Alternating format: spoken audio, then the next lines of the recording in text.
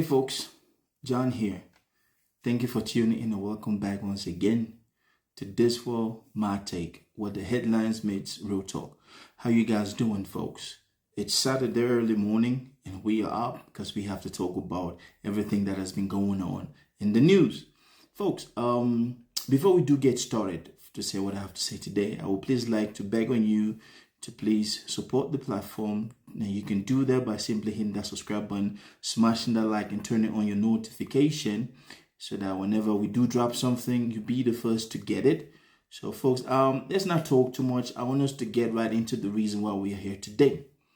Now folks, the Trump DOJ, is it a team of Trump's personal legal counsel, or it is actually there to serve the interests of the American people? Now, folks, we all know that for the past month, Trump has been going through this beatdown regarding the Epstein file right after his AG Pam Bundy came out. And remember she told us a couple of months prior that the list is on her table and she's going to review it. And then she comes out later on and lets the whole America know that. Matter of fact, the whole world know that, you know what, there's no clientele list.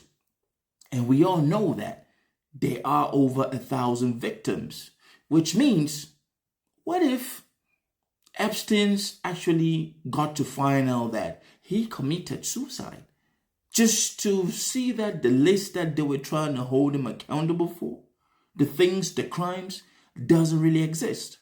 Now, right after that whole incident, man, Trump has been trying to do everything to move people away from the Epstein file scandal, the cover-up. I call it Epstein Gate. It has not been working, folks, because people keep asking and the polls keep showing that everybody wants it. And this scandal, which was actually another move for Donald Trump to move people away from the Texas flood, has actually been is going to be the defining factor for the midterms come 2026. And this man has been doing it, this guy and his administration, they have been putting out everything daily, different disaster, different crisis, different strategy to confuse the American people to move away from this whole Epstein file, because we all know that Donald Trump is on it. It's not an argument. And one of those things, yet another step, is that of revenge and retaliation towards any person who ever stood for anything that had to do or went against him and held this man accountable for some of his deeds during his first term and in his life.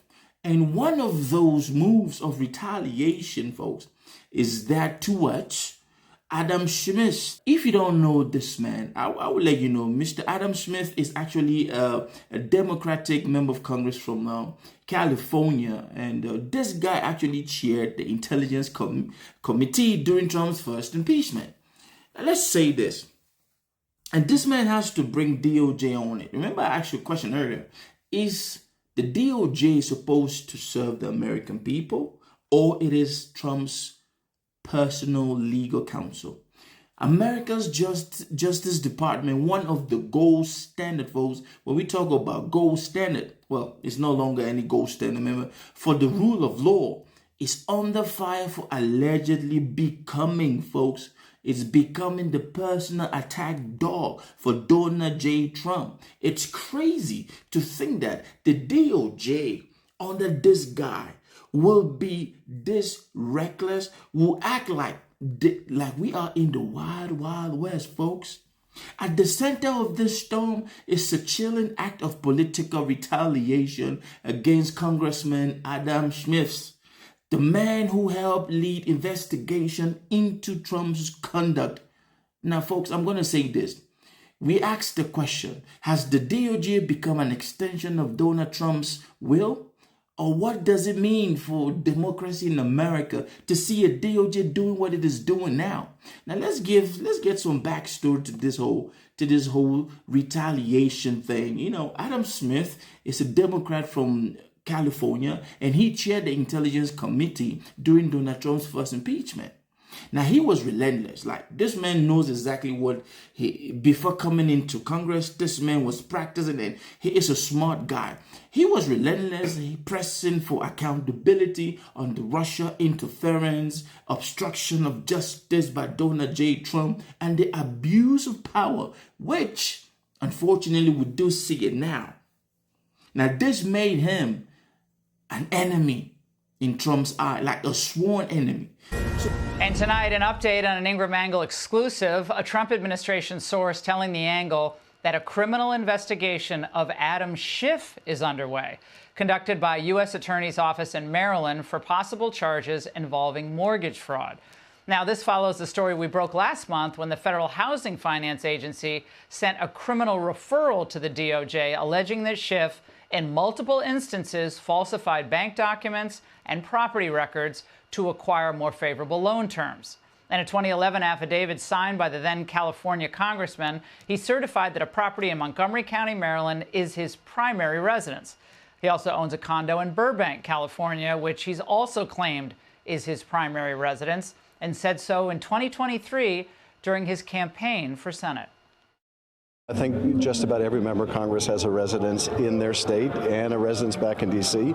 since we're in session much of the week. And people make a family decision where they're going to have their kids. But our principal residence, our primary residence is in California. It always has been and always will be.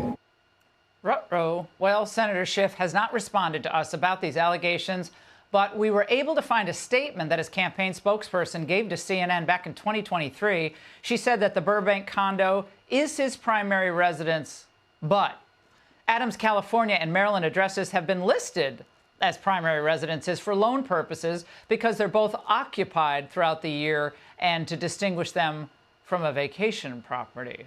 Well, the law does not work that way. Let me just say that, but nice try. Look, it's anyone's guess what happens next, but we're going to stay on this story. But, of course, as Schiff like to say during Russiagate, just talking about that, no one is above the law. So let's fast forward to Trump's final years and beyond.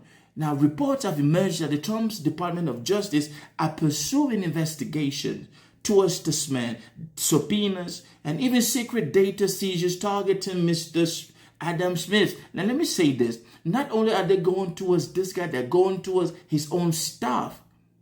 Now, I've never seen a situation where the president of the United States goes after individuals who were trying to hold him accountable. Now, we saw this in the Watergate situation, and it didn't end well. Actions that many legal experts, all of these retaliation action towards Mr. Adam Smith, many legal experts have said is too aggressive. But it is unprecedented. And in modern American politics, this is the first of its kind. Now, remember when this guy kept running on? He was running and campaigning. Oh, they are weaponizing, the Democrats are weaponizing the Department of Justice, weaponization of justice, so on and so forth. Well, guess what, folks?